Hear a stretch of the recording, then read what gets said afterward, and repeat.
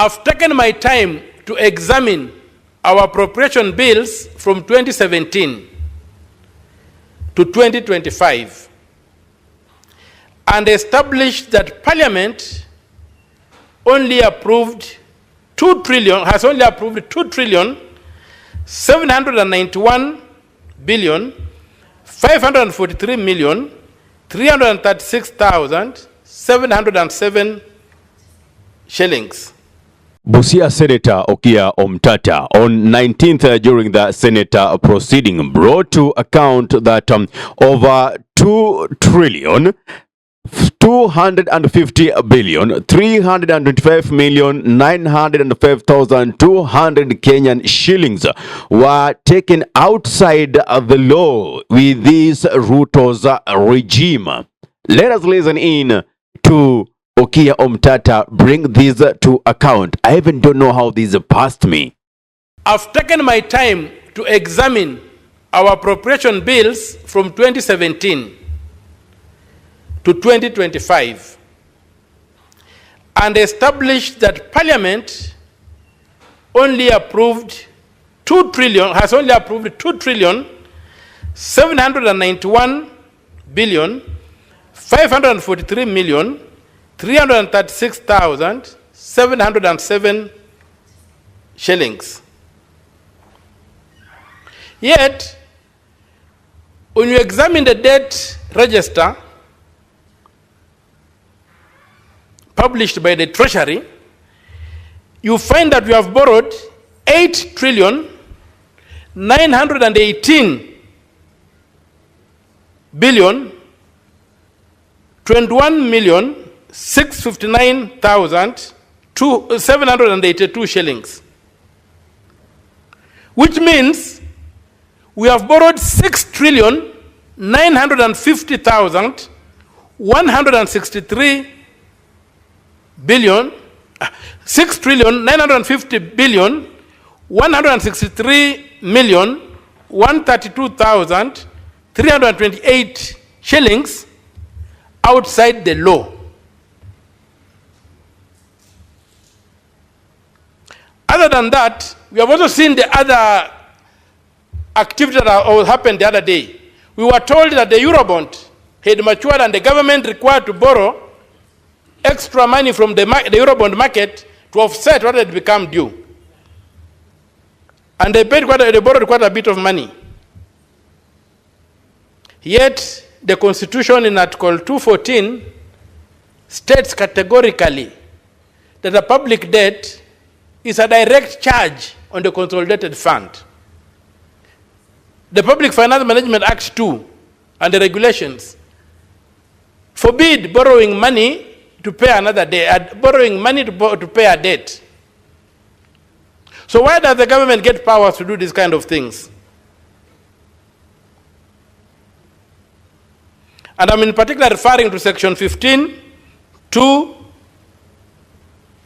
C, and 50 clause 3 of the Public Finance Management Act.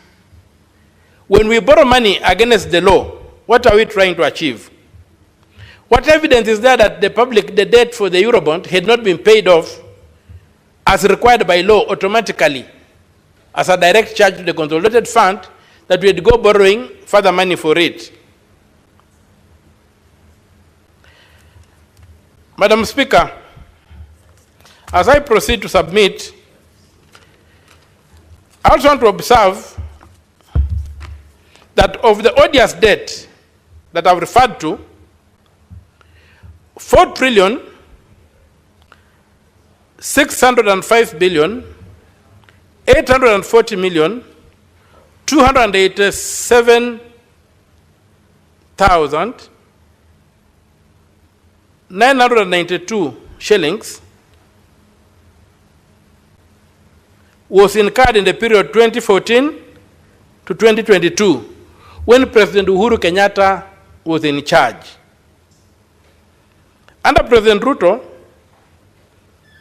that's from 2022 when he took over, already 2 trillion 250 billion 325 million 905,000 and 200 shillings has been taken outside the law. We have a program-based budgeting process whereby when money is borrowed, it's tied to a project. These trillions of shillings, more than 6 trillion, cannot be traced in government documents. I've taken my time from October last year, poring over thousands of documents that I got from the websites of the Treasury, Central Bank, control of budget, and all these people.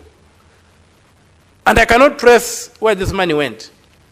I can see where the 2-point-something trillion that the parliament approved is clearly seen where it went. This money cannot be traced in the economy. To make matters worse, Madam Speaker, not a single domestic debt is approved by parliament. Not a single one.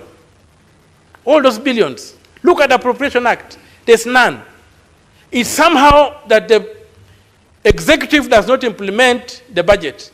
Because when you look at the statement of annual revenue and actual revenue and net expenditure, which is published monthly, at the end of every month, the statement of actual revenue and net expenditure.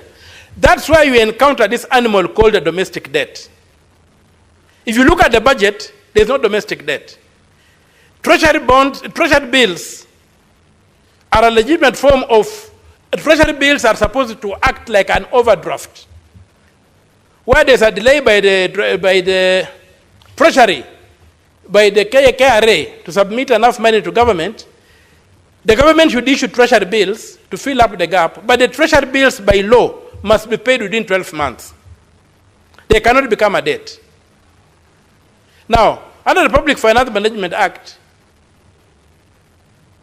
all borrowing must support a capital project, a development project which is defined.